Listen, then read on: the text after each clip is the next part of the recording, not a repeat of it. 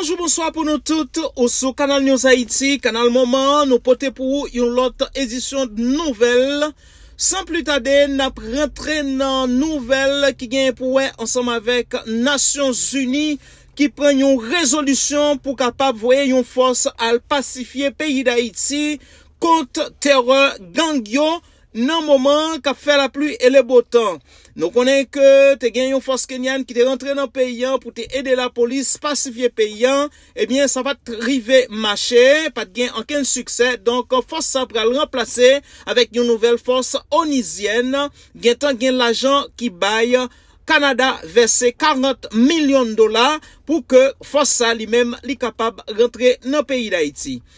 Dans l'atmosphère là, dans le système galaxie noir, il y a un corps qui paraît un corps céleste, qui fait un pile parler en pile dans le secteur scientifique là, côté que yo pourra connaître exactement qui ça phénomène ça y est, parce que ce phénomène ça tellement gagné une technologie enragée, système télescope nous pas capable et bien dit qui ça exactement objet ça lui-même lié.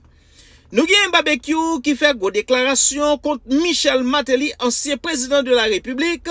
Citoyen fait comprendre si que Michel Martelly a pris position en faveur Pierre Espérance contre Vivre Ensemble. Eh bien, Michel Martelly a gagné pour passer mauvais moment en bas mais Vivre Ensemble. Ici aux États-Unis, il y a un personnage qui gagne 79 ans, qui gagne un kawash, qui victime en bas mais agent Eyes, côté que yo fait ses citoyens à terre.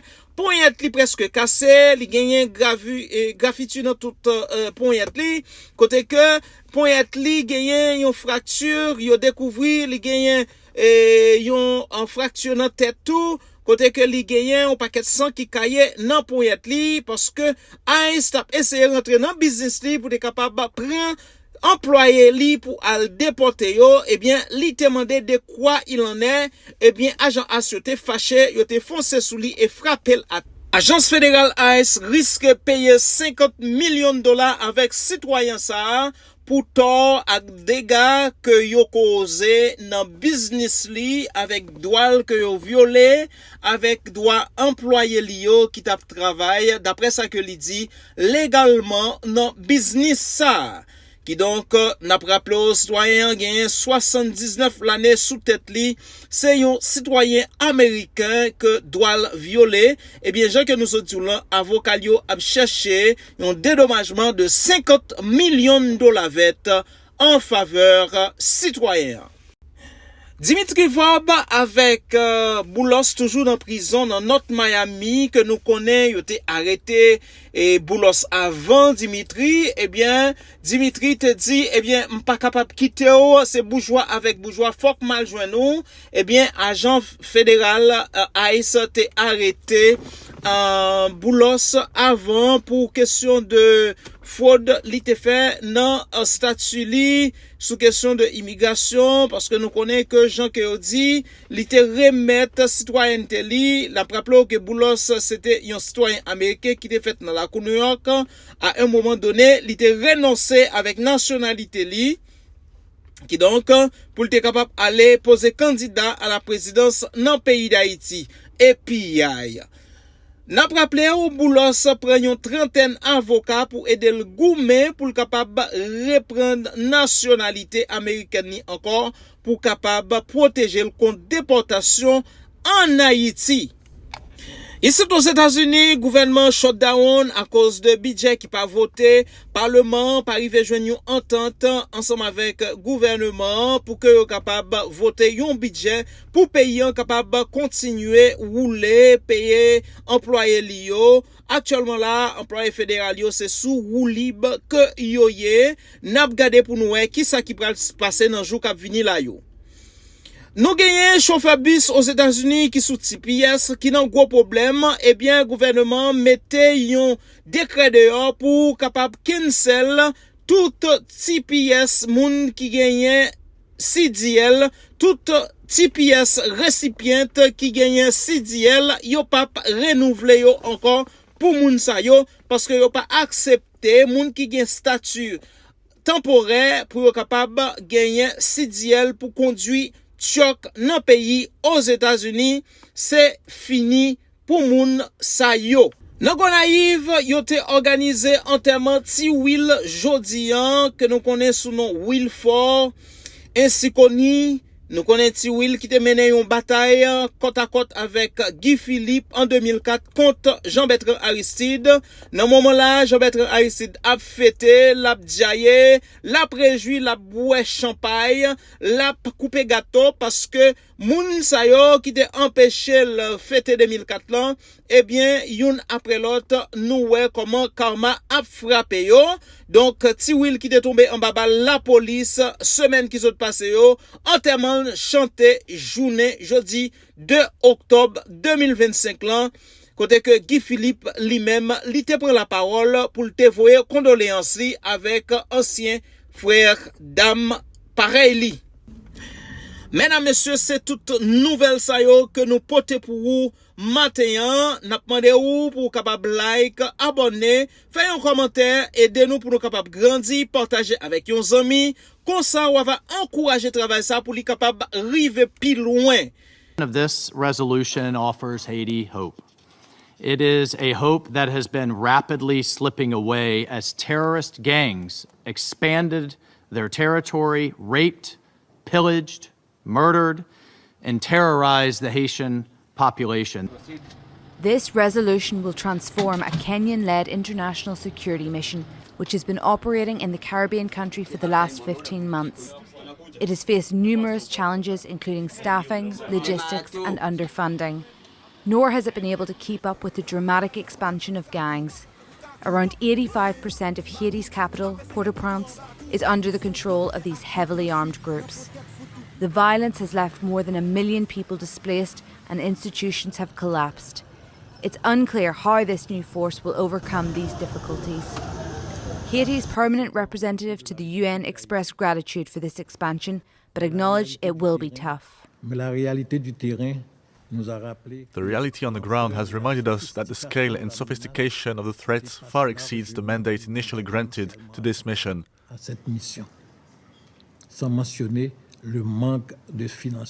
Not to mention the considerable lack of funding. We will remain forever grateful to our Kenyan brothers for the sacrifices that they made.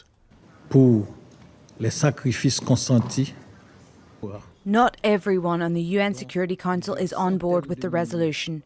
Russia and China were both critical and abstained from the vote along with Pakistan.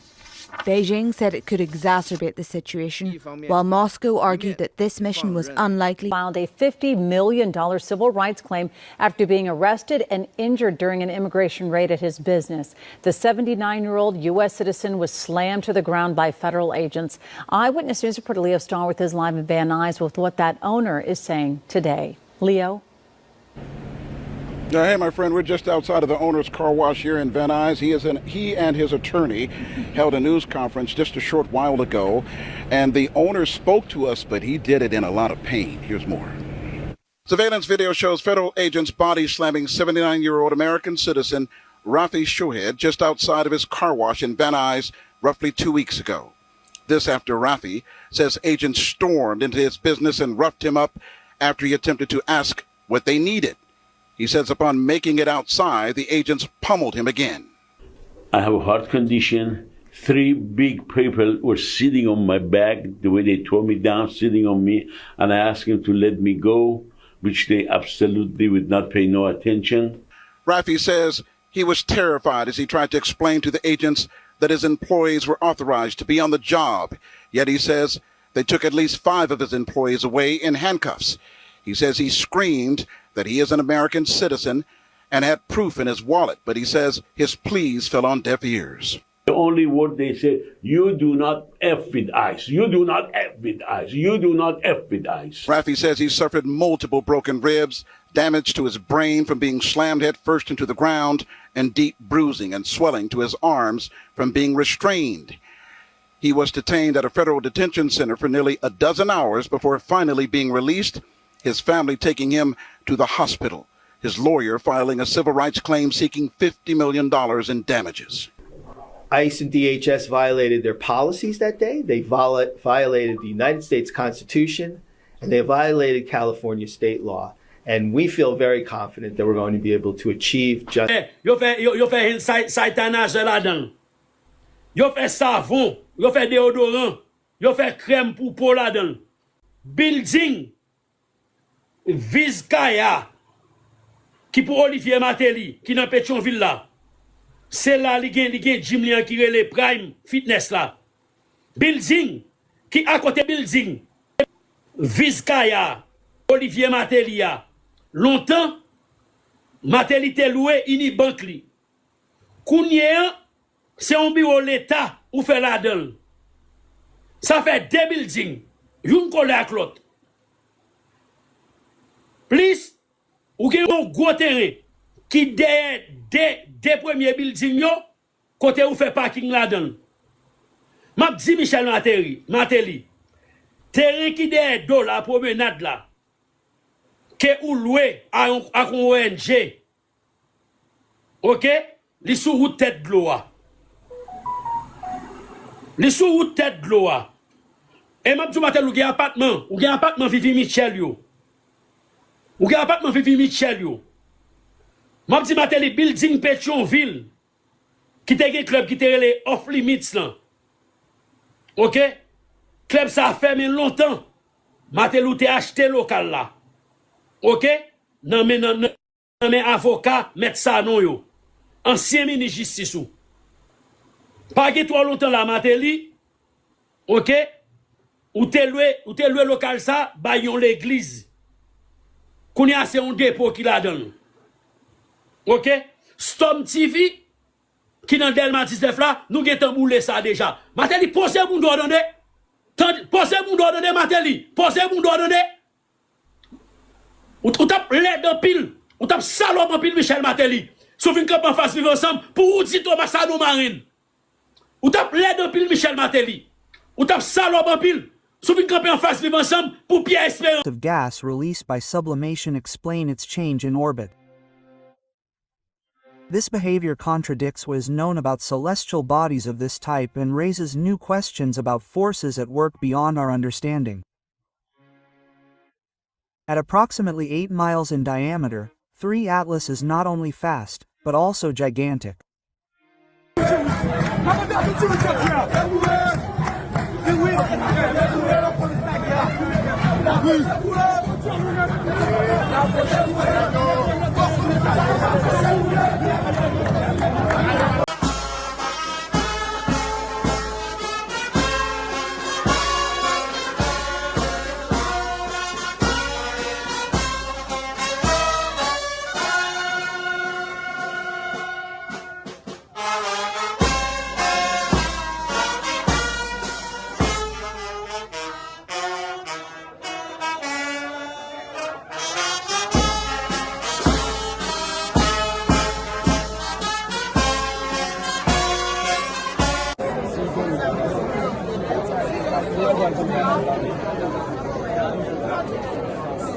RTVC, c'est première image.